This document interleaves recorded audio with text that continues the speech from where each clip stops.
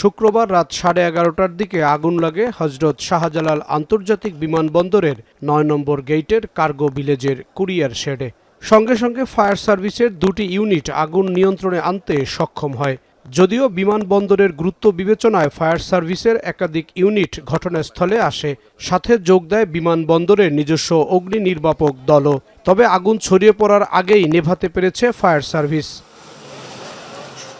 পরে ফায়ার সার্ভিসের অপারেশন পরিচালক কর্নেল মাহমুদুল হাসান জানান, সকলের সমন্বিত চেষ্টায় রাত 1টার দিকে আগুন পুরোপুরি নিয়ন্ত্রণে আসে। আগুনের সূত্রপাতের কারণ এখনো উদ্ঘাটন করা যায়নি। কুরিয়ার সার্ভিস ডিএসএল এর একটি গোডাউনে আগুন লেগেছে। সকলের সমন্বিত প্রচেষ্টায় আমরা 11:38 আগুন নিয়ন্ত্রণে সমর্থ হই এবং 1:05 এই আগুন সম্পূর্ণভাবে নির্বাপন করতে সমর্থ হই।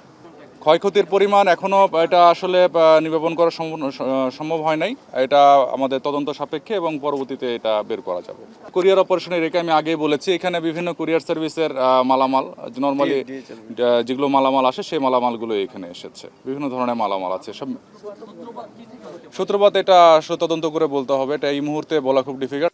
এ সময়ের মধ্যে বিমান ওঠানামায় কোনো ব্যাঘাত ঘটেনি। অগ্নিকাণ্ড তদন্তের জন্য গঠন করা হবে কমিটি। কিছু ক্ষয়ক্ষতি হয়েছে, বেশ কিছু মালপত্র যেগুলো পড়েছে এবং এগুলো ছোট, এগুলো বড় কার্গো না। তদন্ত কমিটি করা হবে এবং এটার কারণ উদ্ঘাটন এবং পরবর্তী কার্যক্রম গ্রহণ করা হবে। এখানে আমাদের যেটার কুরিয়ারগুলো আসবে ট্রানজিট হিসেবে অত দ্রুততার সাথে আমাদেরকে এটাকে ক্লিয়ার করা উচিত, বাট আস্তে আস্তে এটার মাত্রা বেড়ে যাচ্ছে। আজ পর্যন্ত বৃহস্পতিবার রাত পর্যন্ত প্রায় 147 টন কার্গো কুরিয়ার এখানে জমা হয়ে আছে। এটা তো আসলে থাকা উচিত না। গত বছরের 18 অক্টোবর দুপুরে শাহজালাল আন্তর্জাতিক বিমানবন্দরে কার্গো ভিলেজে অগ্নিকাণ্ডের ঘটনায় ব্যাপক ক্ষয়ক্ষতি হয়। প্রায় 6.5 ঘন্টা পর আগুন নিয়ন্ত্রণে আনতে পেরেছিল ফায়ার সার্ভিস। বন্ধ ছিল সব ধরনের বিমান ওঠানামা। জাহিদ হাসান, এখন, ঢাকা।